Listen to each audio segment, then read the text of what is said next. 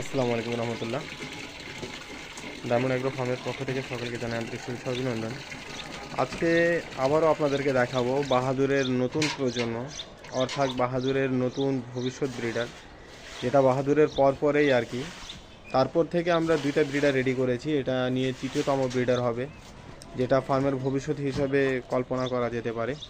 তো চলেন আজকে আপনাদেরকে বাহাদুরের নতুন প্রজন্মকে দেখাবো। আপনারা ভিডিওটি শুরু থেকে শেষ পর্যন্ত দেখবেন এবং মূলত ভালো ব্লাড লাইন বা ভালো মেল ফিমেল যদি থাকে তাহলে সেখান থেকে যে ভালো বাচ্চা পাওয়া যায় সেটাও আজকে আপনাদেরকে দেখাবো। চলেন শুরু করা যাক। মাশাআল্লাহ, এটাই হচ্ছে আমাদের বাহাদুরের তৃতীয় প্রজন্ম। এটা মাশাআল্লাহ তার গ্রোথ, সে কিন্তু বর্তমানে শুধু 3 মাসের, সে একেবারে হাই কোয়ালিটির।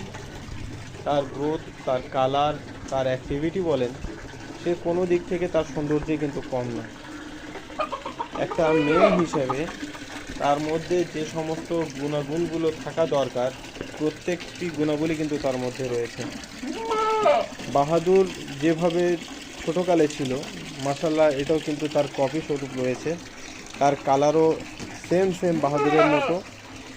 আর আমরা যেটা বলেছিলাম শুধু বাচ্চা ব্রিডারের দিয়েই যে হবে এমনটা নয়, একটা ভালো ব্রিডার থেকে ভালো বাচ্চা পেতে হলে ফিমেলের ভূমিকাটাও কিন্তু খুবই জরুরি।